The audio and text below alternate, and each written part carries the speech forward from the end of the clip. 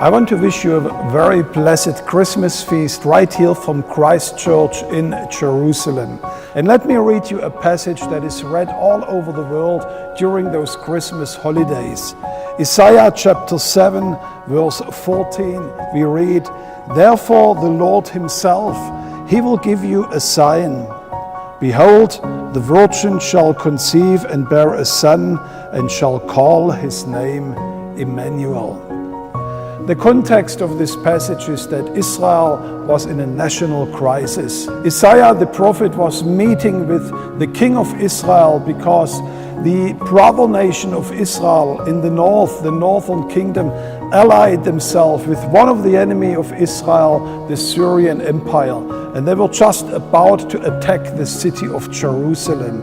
And the king was requesting a sign from the prophet. He says, "How do I know that God is going to help me?"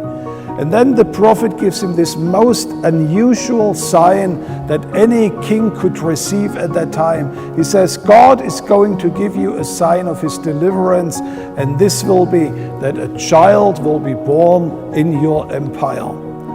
And this was a sign where he could have said, well, there are every day hundreds of children being born here in the land of Israel. But this truth underlines to us that with God, his timetable is so much different to our perception. It wasn't an immediate help that God would give to the king, but he says, "I'm going to lay a seed for the future. There will be a little child that will be born that is going to change the history of your nation forever."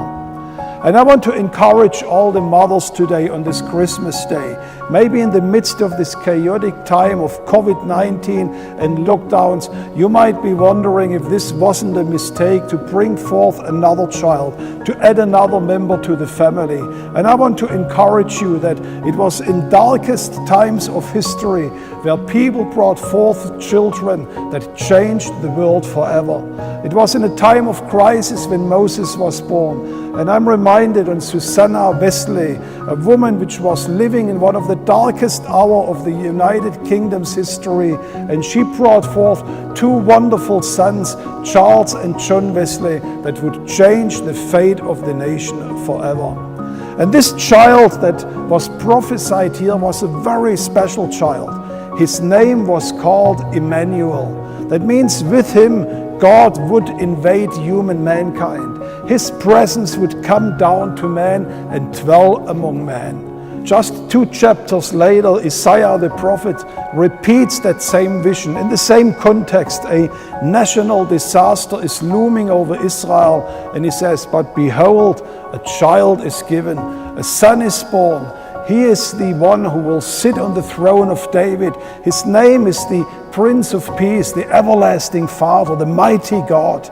And this child that was born 2,000 years ago in Israel, in Bethlehem, is the solution for human mankind's problems. He's the solution for your problem. And I want to encourage you on this Christmas days that if you never have done this, invite him into your own life. He is the one who will be Emmanuel for you. He will be the one who will bring the presence of God right into your own personal life.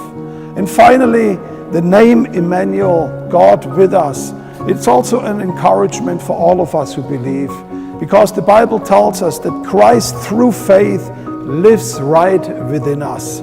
That means wherever we go, we carry Jesus with us. We become Emmanuel for the people around us. And I pray that even in this chaotic time of COVID, of lockdowns, of restrictions, of financial insecurity, that God might allow you to become Emmanuel for the people around you. That people can see Christ in you. That people can see that hope and that peace that this world is needing so much. And with those thoughts, I want to wish you a very, very blessed Christmas right here from Jerusalem. And remember, Emmanuel, God is with you. God bless you and Merry Christmas.